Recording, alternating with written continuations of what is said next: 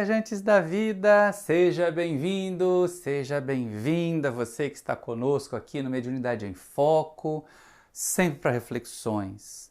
Você aí que estuda mediunidade, você que já trabalha em reunião mediúnica, certamente não pensa que ser médium basta chegar lá, botar a mão na mesa e deixar o espírito baixar, né? Realmente não pode ser assim. Médium, ele tem que ser passivo no sentido de não interferir, de não meter o pensamento no pensamento dos espíritos. Mas ele não pode ser nulo. E aí Allan Kardec, aqui no livro dos médiuns, lá no item 223, chama a nossa atenção a esse respeito. Na pergunta 10, ele vai querer saber se o médium é completamente alheio. Porque tem gente que diz, eu sou médium inconsciente, eu sou médium mecânico, o espírito faz o que quer. Não faz o que quer, não deve fazer o que quer, e a gente ainda tem que colaborar. E aí é uma questão importante. Emmanuel, aqui no nosso Seara dos Médiuns, que nós já estamos no capítulo 44, chegando na metade da obra, ele vai fazer uma reflexão muito interessante sobre ser médium. Olha só, é uma mensagem que foi recebida no dia 17 de junho de 1960, e ele vai fazer essa reflexão, baseada aqui, na questão 10 desse item 223. Porque, afinal de contas, a gente é médium porque o espírito entra, faz o que quer e vai embora? Ou a gente não tem nada para colaborar? Não tem nada para oferecer? Kardec pergunta para os amigos espirituais, e vale a pena a gente ir lá na pergunta primeiro para saber o que o Emmanuel fala depois. Olha só que coisa interessante. Dessas explicações, resulta, ao que parece, que o espírito do médium nunca é completamente passivo? E os espíritos respondem, é passivo quando não mistura suas próprias ideias com as do espírito que se comunica, mas nunca é inteiramente nulo. Seu concurso é sempre indispensável, como o de um intermediário, embora se trate dos que chamais médiuns mecânicos, que mesmo os médiuns mecânicos têm responsabilidade na comunicação. Tem alguma coisa por fazer. Não vem com essa história de que eu sou um bom médium, eu chego lá e deixo o espírito entrar, o espírito fazer, acontecer e depois ele vai embora, eu nem lembro de nada. Porque tem gente que apela para o tal do médium inconsciente para fazer bobagem em reunião mediúnica e achar que é assim mesmo que tem que ser. Não é. Médium, como a gente falou até no episódios anteriores, aí, precisa educar a mediunidade sempre. E educar a mediunidade também tem a ver com oferecer aos espíritos recursos intelectuais, recursos de controle, de disciplina, principalmente quando a gente está lidando com o espírito sofredor. Não pode abandonar o corpo para o espírito, não. E está ali o espírito falando para Kardec.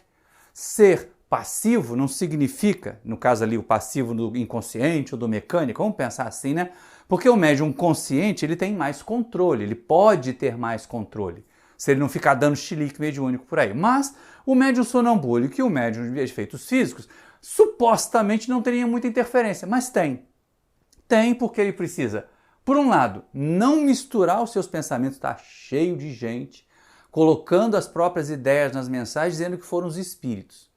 Do tipo assim, olha aqui a mensagem que o Bezerra mandou. Aí você vai olhar a mensagem, nem a cabrita assina com uma mensagem daquela, de tão ruim que é. Mas isso não é médium bom. Mas também não basta não misturar os pensamentos com o pensamento do espírito. Tem que dar suporte. É o pensamento do espírito que vai ser vestido, arrumado, formatado pelas ideias que o médium tem. Então a gente tem que oferecer vocabulário, a gente tem que oferecer conhecimento. Não interferir, mas oferecer ali uma biblioteca boa para o espírito chegar aqui na nossa cacholinha e pegar as palavras e montar do jeito que ele achar mais conveniente. E é nessa hora que o seu Emmanuel entra. É nessa hora que ele chama a nossa atenção para o compromisso de que uma vez que a gente vai ser médium, tem que agir com qualidade, tem que agir com respeito. Olha só. Abraçando a mediunidade, muitos companheiros da Terra adotam a posição de absoluta expectativa, copiando a inércia dos manequins.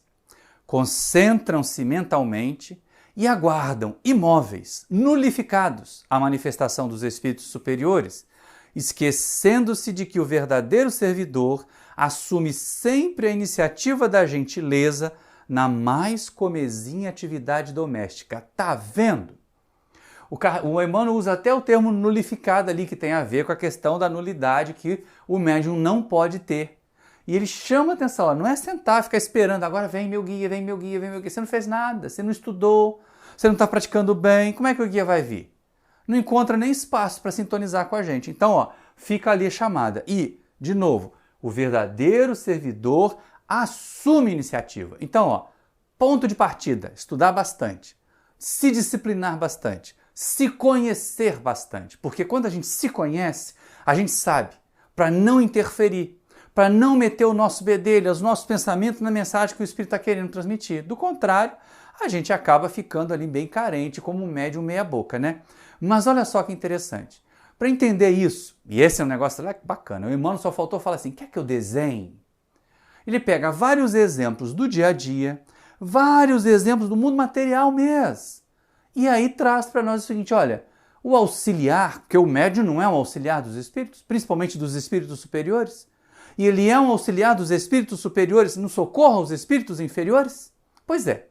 Nessa situação, então, o que a gente vai perceber o Emmanuel falando? Ele pega um monte de situações em que você tem um trabalhador dito mais gabaritado pedindo ajuda ou contando com a ajuda de outros trabalhadores ditos serviçais. E mesmo assim, esse que é o colaborador, esse que é o serviçal, não pode ser uma criatura inerte. Não pode só ter boa vontade. Boa vontade, ó, sem ação não dá em nada. E olha o que o Emmanuel diz então. Vamos à lógica do cotidiano. Um diretor de escritório não exigirá que o auxiliar se faça enciclopédia humana, a fim de receber-lhe a cooperação, mas solicita seja ele uma criatura ordeira e laboriosa, com a necessária experiência em assuntos de escrita. Um médico não reclamará do enfermeiro uma certidão de grandeza moral para aceitar-lhe o concurso. No entanto, contará, seja ele pessoa operosa e sensata, com a precisa dedicação aos doentes. O proprietário de um ônibus não se servirá da atenção do farmacêutico em sua oficina, mas procurará um motorista que não apenas saiba manobrar o volante, mas que o ajude também a conservar o carro. O farmacêutico, a seu turno, não se utilizará da atenção de um motorista em sua casa, na sua farmácia, mas procurará um colaborador que não apenas saiba vender remédios, mas que o ajude também a aviar as receitas, no caso das manipuladas, né? Cada trabalhador permanece em sua própria tarefa, embora a interdependência seja o regime da vida apontado a todos. Então essa é a questão. Você aí que é médium, reparou em todos esses casos? Né? Do médico que precisa do enfermeiro qualificado, capaz, do dono do escritório que precisa lá do secretário que saiba minimamente escrever, manipular agora um computador, redigir um documento, do dono da oficina, do dono do ônibus, que não precisa de um farmacêutico no volante, mas precisa de um bom motorista, ou seja, né, vamos usar um termo antigo da década de 1970, cada macaco no seu galho. Pois é, cada um fazendo a função para a qual já está qualificado. Cada um agindo de acordo com aquilo que já pode fazer. Ah, mas eu queria fazer outra coisa. Então se qualifique. Quer outra tarefa, além da que a gente já pode fazer, vamos buscar qualificação. Vamos buscar capacitação. Porque o que o Emmanuel diz aqui? Ó, cada trabalhador permanece na tarefa que é própria. Tá? Essa é uma questão, mas todos nós dependemos uns dos outros, porque o médico sozinho vai ter dificuldade para operar se ele não tiver um instrumentador. Né? O farmacêutico, dono da farmácia sozinho, na época da manipulação, então, isso era mais grave. Mas hoje, com as prateleiras cheias, é bom ter alguém que organize as prateleiras, que saiba vender, que tenha o caixa. Hoje está tudo tão especificado, né? As funções estão tão separadinhas dentro de um comércio, por exemplo. E aí nós vamos vendo todas as outras tarefas, todas as outras funções. Que os auxiliares não são aquelas criaturas encostadas. Ah, eu faço o que me manda. Eu faço o que dizem para eu fazer. Não, tem que ter iniciativa. A mesma coisa com a mediunidade. Você não tem que ter iniciativa para dar a mensagem é do Espírito. Mas você tem que ter iniciativa para oferecer ao Espírito o melhor que você puder.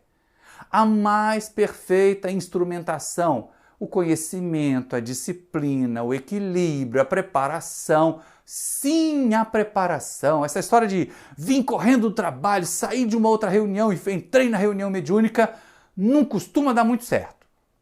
Não costuma dar bom resultado. Tem que estar atento a isso. Então, aquela preparação mesmo.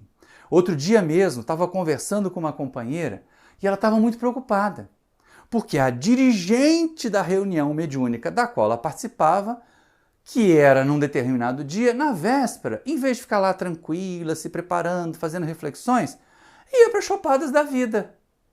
Ai, Maurício, então a gente tem que levar a vida monástica, não pode sair de casa, tem que ficar sempre orando. Não estou falando nada disso, pode ter vida social. Agora, pelo amor de Deus, né? Você ir para o forró, ir para o pagode, ir para a rave na véspera da reunião mediúnica? Com quem que você vai sintonizar para ir para a reunião mediúnica, afinal de contas? Então, ó, cada trabalhador na sua tarefa própria, mas ciente de que se você não fizer a sua bem feita, vai prejudicar a tarefa do outro. Essa é uma questão que a gente não pode perder de vista, gente. Porque senão a gente trabalha menos, a gente dá trabalho para os espíritos em vez de trabalhar com eles. E é desse jeito que o Emmanuel vai concluir. Vai chamar a nossa atenção sobre o que é ser médium. Olha só. Ser médium é ser ajudante do mundo espiritual. E ser ajudante em determinado trabalho é ser alguém que auxilia espontaneamente, descansando a cabeça dos responsáveis. Se não podes compreender isso, observa o avião, por mais simples que seja ele. Tudo é amparo inteligente, ação maquinal no comboio aéreo. Torres de observação esclarecem-lhe a rota e vigorosos motores garantem-lhe a marcha. Mas tudo pode falhar, se falharem o entendimento e a disciplina do aviador que está dentro dele. Então, ó, o médium, ele faz o papel daquele aviador, daquele enfermeiro, daquele secretário. Toda a espiritualidade pode montar reunião mediúnica super bem equipada, super bem preparada, bem assistida, levar os espíritos sofredores, deixar eles arrumadinhos lá, sentadinhos. Mas se chegar um médium desequilibrado, se chegar um médium com um pensamento baratinado, vai dar trabalho. Vai causar dificuldade para a reunião. Então é essa questão que a gente faz a diferença. A boa mediunidade, ela tem passividade sem nulidade.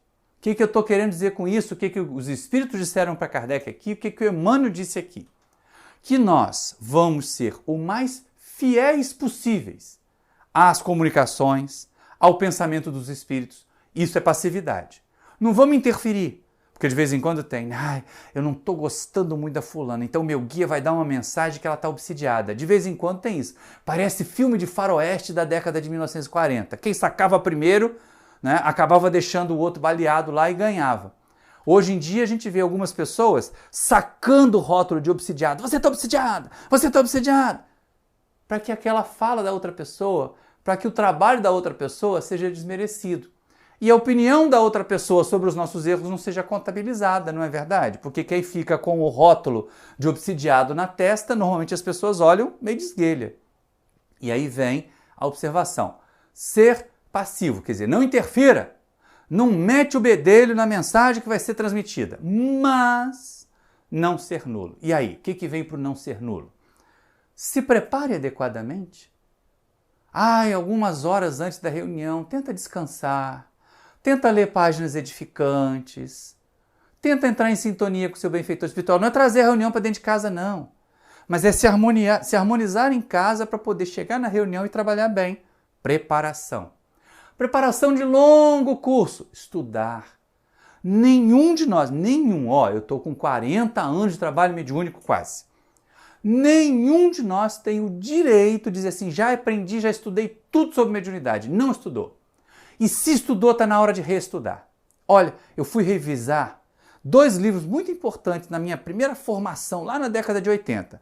O livro Libertação, do André Luiz, e o livro Nos Bastidores da Obsessão, do Manuel Filomeno de Miranda. Depois de quase 30 anos, eu reestudei essas obras. Mas não é que eu achei tanta coisa diferente do que eu tinha pensado antes? Não é que eu consegui captar mais ensinamentos do que eu tinha captado na primeira leitura, no primeiro estudo? Então, segundo, além da preparação imediata, aquela ali do antes da reunião, né? A preparação de longo curso. Leia sempre, estude sempre, participe sempre de reuniões de avaliação, se permita ser avaliado, ser avaliada, porque se a gente fica muito melindrado quando alguém avalia a gente é porque a gente pode estar correndo um risco seríssimo de atravessar um processo de fascinação. E durante? Porque, preparação de longo curso, preparação imediata ali antes da reunião e durante a reunião. Mantenha os seus pensamentos firmes, ajude, colabore com o espírito, com os guias e com o dialogador, se você é um médium psicofônico, para conter aquele espírito, para manter ele harmonizadinho. Vai dar uma olhada lá nas listas, nos domínios da mediunidade, os programas sobre o capítulo 6, como que a dona Eugênia faz esforço para conter o espírito libório que está lá se manifestando meio nervoso, meio agitado, meio desequilibrado. E isso é durante. E aí, é não ser nulo. Oferecer para os espíritos o melhor de nós, em termos de disciplina, de autocontrole e principalmente de confiança. Confie. Se nós estamos numa reunião mediúnica bem equilibrada, se nós estamos numa reunião mediúnica que é efetivamente bem orientada pela codificação, aqui pelo seu Kardec não, né? Pelos espíritos que orientaram o seu Kardec, aí a gente tem chance de fazer uma reunião mediúnica em que os benfeitores, em que os guias vão poder dizer assim, naqueles lá a gente pode confiar, vamos levar para eles um trabalho mais difícil, vamos levar um suicida que está sofrendo muito, para os médiuns psicofônicos poderem receber e ajudar, para o dialogador poder amparar, vamos levar uma liderança das trevas que está ali naquela cidade, às vezes naquele centro, numa das famílias que o centro atende, causando a maior perturbação, porque os médiuns vão ter equilíbrio para receber esse chefão das trevas, vamos dizer assim, e ajudar ele a ser esclarecido, a repensar os seus caminhos. Pois é, isso, a espiritualidade, para ter confiança de trazer esses trabalhos importantes para nós, ela tem que ver a gente fazendo a nossa parte. O ser médium, que o Emmanuel fala aqui no área dos médiums, tem um compromisso enorme de vigilância e de preparação de nós mesmos. Nada dessa história de eu sou médium de berço, eu chego na reunião e os espíritos fazem a coisa acontecer. Não pode ser desse jeito. Tem que estar atento, tem que estar vigilante e tem que estar preparado ou preparada, gente. Porque senão fica uma confusão danada na reunião. Pensando sobre isso, fica aí a nossa sugestão, né? Estudo contínuo, preparação, tenta aplicar um pouquinho de meditação na sua vida, pôr um vídeo, um áudio com uma música de fundo suave, fazer exercício de respiração consciente. Isso é muito bom para a gente poder limpar a nossa mente e ajudar os amigos espirituais durante a reunião mediúnica. E durante a parte prática da reunião mediúnica, manter toda a disciplina, todo o equilíbrio. 3 passinhos. Vamos fazer isso que a gente vai conseguir garantir que os benfeitores espirituais vão confiar mais em nós. Porque não basta só a gente confiar neles. Nós temos que garantir que eles podem confiar em nós, que a gente não vai dar mancada, que a gente não vai entregar o corpo para o espírito fazer qual que quer, se jogar no chão lá, esparramar no chão, gritar, da vizinhança inteira ouvir. Os espíritos, para trazerem trabalhos sérios para nós, precisam que nós nos tornemos médiums sérios. Do contrário, minha gente, vai acontecer o que eu costumo dizer, vai fazer reunião mediúnica para curar calo. Porque não tem como a espiritualidade trazer uma liderança das trevas, um sofredor muito intenso, para nós ajudarmos se nós não conseguimos ajudar nem a nós mesmos. Então, refletindo sobre isso, fica aí a proposta de estudo. Se você gostou desse vídeo, eu te peço que se inscreva aí no canal, que acione o sininho para receber as notificações. Se gostou, deixa um like. Se não gostou, deixa um dislike aí, mas comenta, diz para mim. Manda uma mensaginha, nem que seja assim, olha, assisti ao vídeo, achei isso interessante. Ou, olha, assisti o vídeo e não gostei dessa parte. Você está se chacoalhando muito aí quando fala? Gente, isso é a coisa mais difícil do mundo, eu falar paradinho. Né? Não fala muito de eu estar chacoalhando não, porque é o jeitão do velho aqui. Mas manda uma mensagem para nós. E se gostou bastante, quer compartilhar esse estudo, pega o link e manda para os seus amigos, manda para os seus conhecidos. Um grande abraço para vocês, muito obrigado pela sua atenção e até o próximo vídeo!